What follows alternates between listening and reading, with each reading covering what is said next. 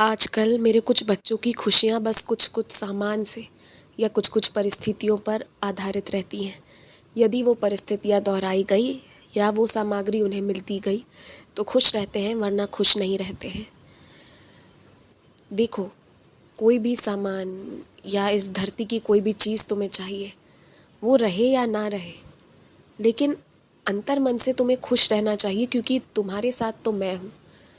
और मेरे पास जितना बड़ा भंडार है ना, यदि मैं तुम्हें कह भी दूँ, मैं तुम्हें चाबी दे भी दूँ कि ये लो, इस पूरे भंडार को ले जाओ, तो भी तुम नहीं जा पाओगे, तुम्हारी ज़िंदगी कम पड़ जाएगी। तो तुम्हें समझ नहीं आता कि खुशी की, कृपा की, आशीर्वाद की बारिश कर रहा हूँ, और वो पूरी तरह तुम्हारे आंगन में होगी भी। मैं कह तो रहा हूँ, खुशियों की बाढ़ आ जाएगी, समेटते समेट नहीं पाओगे। लेकिन मुझे अफसोस इस बात का है कि जो जो काम मैं तुम्हारे करते जा रहा हूँ ना, तुम उस पर ध्यान नहीं देते हो, और हर दिन एक नई फरियाद, एक नई शिकायत के साथ आते हो। मैं ये कह रहा हूँ तुमसे, बिल्कुल कहता हूँ कि आओ मुझसे मांगो, मैं तुम्हें देने के लिए तैयार हूँ। लेकिन जो मैंने तुम्हें दिया है उसका शुक्रिया करना मत भूलो। मुझे तुम्हारे मुख से शुक्रिया नहीं चाहिए, पर जब तुम शुक्रिया करोगे तो तुम्हें याद आएगा कि तुम्हारे कितने सारी चीज़ें हो गई हैं, कितनी चीज़ों से, कितनी परेशानियों से तुम अब मुक्त हो गए हो, और ये तुम्हें खुशी देगी। मैं ये जो भी कर रहा हूँ और तुम मुझसे जो भी मांग रहे हो, खुश रहने के लिए मांगते हो, और फिर खुश रहना ही भूल जाते हो, और बाकी सब होता रहता है। अरे जब जो बीमार पड़ा वो ठीक भी तो हुआ। परिस्थिति कितनी विपरीत आई थी, ज़िंदगी मौत का सवाल था, फिर भी जिन्हें ठीक होना था वो ठीक हो गए, और जिनका अंतिम समय आ गया था उन्हें मेरे चरणों में आकर आना ही पड़ा।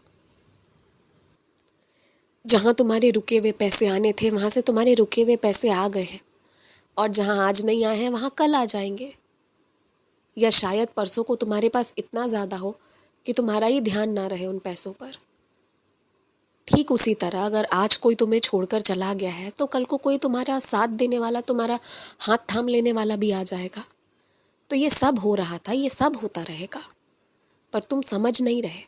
यदि तुम खुश नहीं रहोगे, अपनी आत्मा को इतना बेचैन करते रहोगे, तो फिर ये ध्यान करने का क्या मतलब?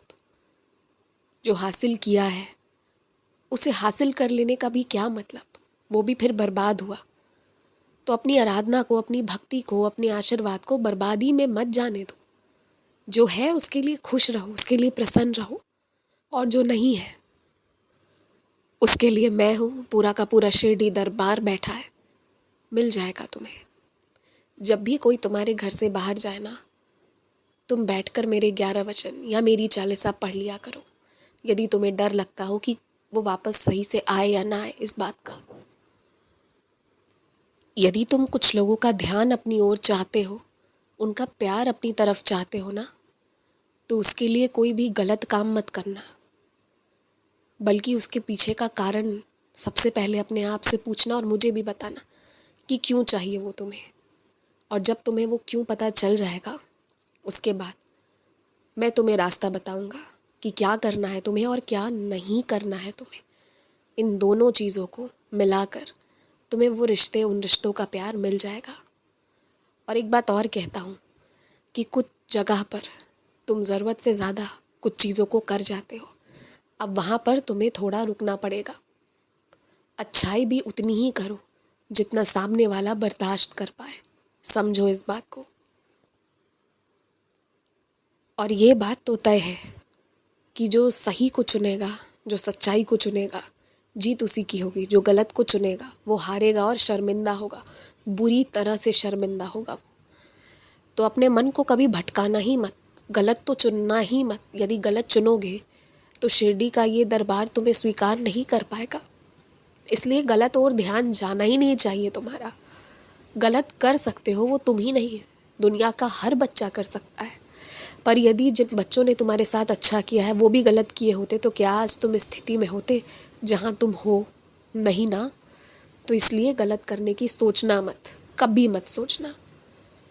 और गलत तो कोई उपाय, कोई मार्ग है ही नहीं तुम्हारे लिए, वो बना ही नहीं है तुम्हारे लिए, ये बात तुम जान लो। बल्कि सच्चाई के मार्ग पर गलत लोगों को खींचने का तुम्हारा काम है, इसलिए धरती पर भेजा है तुम्हें। तुम्हारी सच्चाई, तुम्हारी ईमानदारी तुम्हें मजबूत बनाएगी, तुम्हारे शब्दों में वजूद लाएगी। याद रखना इसे। खुश रहो।